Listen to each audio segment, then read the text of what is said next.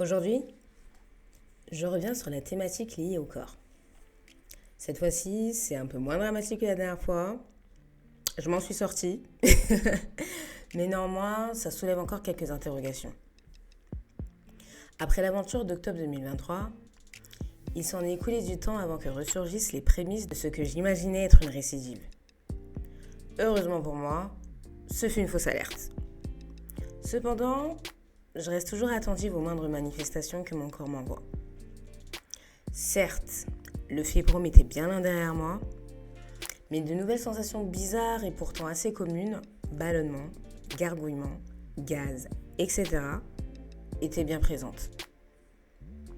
Même si la précédente piste avait été écartée, il restait à vérifier et à diagnostiquer ce qu'il y avait réellement. C'est en mars dernier que mon docteur m'a conseillé de me rendre chez un gastro-entérologue. Tu sais, le médecin qui s'occupe de tout ce qui concerne l'estomac, les intestins, la digestion.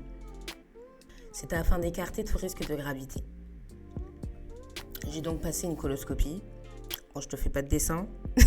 Donc c'est un examen en fait médical où tu regardes l'intérieur du gros intestin à l'aide d'une caméra et une fibroscopie, pareil, pour observer l'intérieur du tube digestif et de l'estomac. Les résultats n'ont rien révélé. C'était rassurant, mais ça n'expliquait toujours pas l'origine des symptômes. C'est à ce moment-là que mon médecin m'a recommandé de suivre un protocole alimentaire, le régime FODMAPS, accompagné de compléments alimentaires. C'était la première fois que j'entendais parler de ce régime.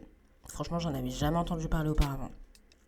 En fait, il consiste à éviter certains sucres difficiles à digérer qui fermentent et provoquent de l'inconfort intestinal. J'ai alors commencé avec mes nouvelles connaissances à créer des menus et des plats pour respecter le plan alimentaire. Je te mens pas, au début j'étais à fond. J'étais impliquée, je faisais tout comme prévu. Je me disais c'était restrictif, mais que c'était pour la bonne cause. À la fin, je me dirais, t'as bien galéré, mais tu t'en es bien sorti. Et surtout que je serais fière de moi, quoi. Sauf que, même si à la base, j'avais une alimentation hyper équilibrée et que les aliments à restreindre, ça va, c'était pas non plus hyper compliqué à arrêter, j'ai commencé à perdre en énergie. J'étais fatiguée, affamée, frustrée et je perdais du poids. Non, mais c'était catastrophique. Je me suis dit non mais pouvoir m'en sortir seule. Il va falloir que je me fasse accompagner quoi. J'ai donc consulté une nutritionniste. Bon, je pense que tu commences à me connaître. Dès qu'il y a un truc qui va pas, moi je vais demander de l'aide. Et c'est ce que je te conseille de faire aussi. Donc j'ai consulté une nutritionniste spécialisée dans le régime FODMAP qui m'a diagnostiqué un syndrome de l'intestin irritable, communément appelé le SIC pour les intimes. C'est un trouble digestif chronique sans lésion grave détectable, mais qui perturbe le fonctionnement du ventre. On a revu ensemble ce que j'avais mis en place. Tout n'était pas à jeter, heureusement, mais il fallait simplement faire quelques petits réajustements. Je suis repartie plus sereine et surtout moins seule.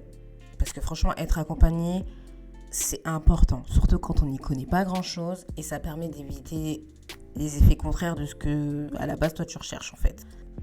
Mais je mentirais si je disais que tout s'était arrangé quoi. Du jour au lendemain, non. Faut pas rêver. Il y a eu des petites améliorations ponctuelles, mais globalement, j'ai pas trop bien vécu. Il y avait des jours avec et il y avait des jours sans. À la longue, c'était très contraignant. Et j'ai développé des troubles alimentaires. Je suis retombée dans mes travers. Je m'en disais ce que je n'avais pas le droit de manger, même en sachant que ce n'était pas bon pour moi, que ça me faisait souffrir, et surtout en voyant quand mon ventre réalisait. Mais j'y allais quand même. Je me disais, foutu pour foutu, au point où j'en suis, ça changera rien. Alors vas-y, on y va. Avec le temps, j'ai compris que l'accompagnement ne me convenait plus. Et surtout, j'étais plus maîtresse de moi-même en fait. Je subissais plus que je me sentais bien. Pendant cette période, j'ai aussi consulté une ostéopathe. Pour la première fois aussi. Donc j'ai fait quelques petites séances en complément du suivi nutritionnel. Sur le moment, ça me faisait du bien. Mais ça n'a pas tenu sur le long terme. Puis j'ai consulté une diététicienne. Je me suis dit 2 avis, mieux vaut qu'un seul. Elle m'a dit d'arrêter.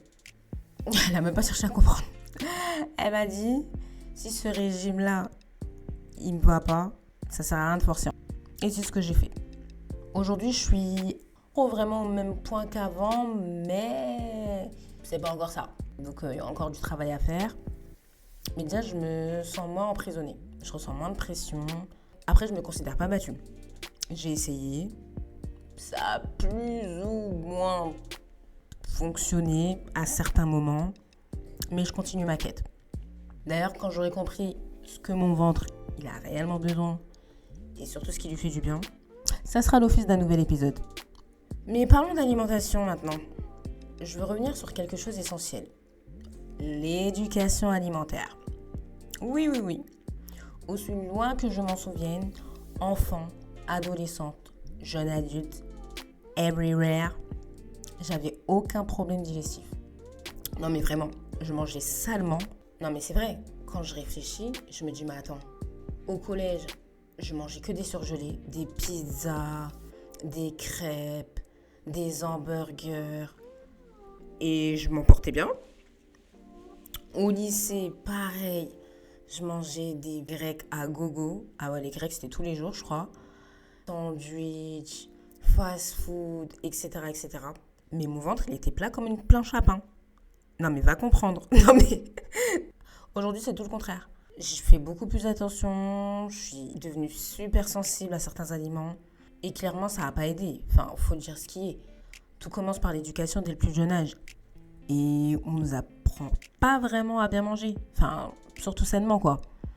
À comprendre ce que notre corps et notre cerveau ont réellement besoin. À la place, on est conditionné par les publicités, les séries, les films. Tout est sucré, gras, ultra transformé, salé, enfin bref. Tout est fait pour être super alléchant pour les yeux et pour la bouche, mais avec des substances qui activent certains mécanismes dans notre cerveau en fait. Et c'est pour ça, après, on comprend pas ce qui se passe. Enfin, pourquoi on est là, limite, on est accro quoi, comme des drogués. Vraiment. Franchement, ce qui est vendu, c'est clairement pas pour notre bien. On mange par gourmandise, par habitude, par compensation émotionnelle, mais on répond pas vraiment à ce que notre corps a besoin. Les solutions, revenir à la base tout simplement. Manger en pleine conscience, retrouver le goût authentique des aliments, se reconnecter à ses sens et à ses émotions, répondre aux besoins du corps et nos émotions. Enfin, ça, c'est des choses qu'on peut soit faire seul ou se faire accompagner. Enfin, comme j'ai pu me faire accompagner par une diététicienne, une nutritionniste. Oui, parfois c'est indispensable parce qu'il y a les troubles alimentaires qui existent. Ils peuvent être liés à des traumatismes. Faut le savoir quoi pour aller plus loin. Reprendre plaisir à manger des aliments naturels, manger de tout sans se priver, changer ses habitudes petit à petit. Enfin, moi c'est ce que j'ai fait. Tu l'auras entendu au fil des épisodes, je ressors de loin. Tu as entendu tout ce que je mangeais avant et tout ce que je mange aujourd'hui, mais ça n'a rien à voir. Faut reprendre plaisir à manger des aliments naturels, manger de tout sans se priver, changer ses habitudes petit à petit, prendre le temps de cuisiner aussi, même si je sais que c'est pas évident pour tout le monde. Mais franchement, ça fait la différence. Et surtout faire la paix avec son assiette. Avant, je mangeais aucun légume. Non mais quand j'y repense, je me dis mais comment j'ai fait tout ce temps en fait? Et aujourd'hui, je peux plus m'en passer. Enfin, tu vois, c'est une rééducation à faire. Avant, le petit déjeuner, c'était viennoiserie à gogo. Je me rappelle, j'ai acheté les surgelés à Picard et à Carrefour. Les pains au chocolat, les croissants, les chaussons aux pommes. Oh là là, les chaussons aux pommes. Non mais ça, c'était une dinguerie par contre. Oh, c'était tellement bon. Mais tu vois, ça c'était avant. Aujourd'hui, si j'ai pas mon petit déjeuner salé, je suis pas bien. Ah ouais, non mais tu vois, mon petit avocat. De toute façon, l'avocat c'est un fruit. Mais tu vois, avec mon petit œuf au plat, mon petit pain sans gluten, j'aurais jamais pensé qu'un jour, je kifferais en fait ce genre d'aliments. Bon, après l'avocat pour moi c'est la base. J'ai toujours aimé, tu vois, mes petits pains sans gluten, les œufs au plat. Non mais ça, je mangeais pas ça avant. Aujourd'hui, si j'ai pas mon petit déjeuner salé, je suis pas bien. Non mais quand je dis repas, je me dis non mais attends, non mais je sors de loin. Parce qu'avant, tu m'aurais proposé de manger une petite tartine de pain grillé avec son lit d'avocat, son œuf au plat, mais j'aurais rigolé. J'aurais dit mais de quoi tu me parles en fait? De quoi tu me parles? Mais aujourd'hui, c'est ma base, tu vois, je peux pas m'en passer. Après, il y a aussi les bonbons, les gâteaux, les glaces. Oh my god. Oh, les pots d'Agendas, les Ben Jerry's. On en parle. Ça, pareil, j'étais accro. j'en mangeais tous les soirs. Et je finissais le pot en même pas un jour. Oh, non mais c'est horrible. Les chips, le chocolat au lait, les boissons sucrées, Oasis, Tropico. Ça, c'était mes boissons préférées. Mais aujourd'hui, ma boisson préférée, c'est l'eau, en fait. Revenons à la source, en fait. Et les fast-food et les fritures, ça, c'est pareil, j'en mange plus. Avant, pareil, Quick, McDo, KFC, etc.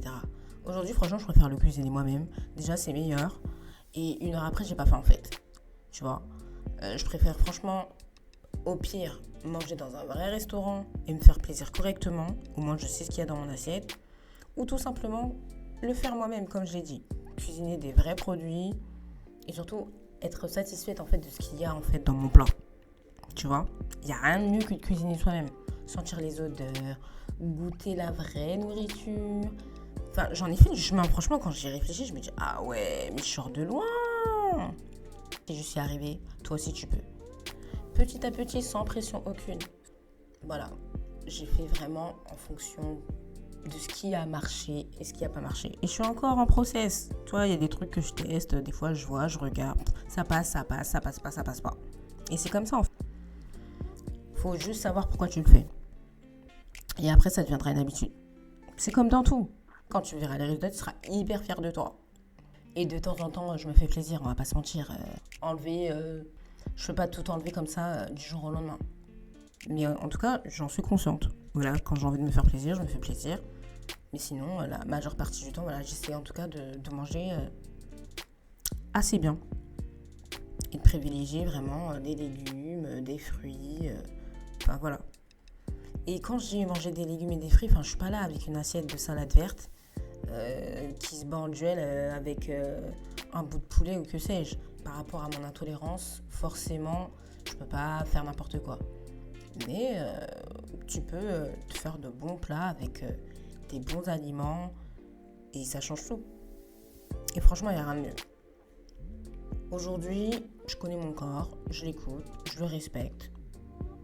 Et je continue à apprendre au fur et à mesure du temps. Voilà, je le nourris, je le chéris, je lui apporte ce dont il a besoin.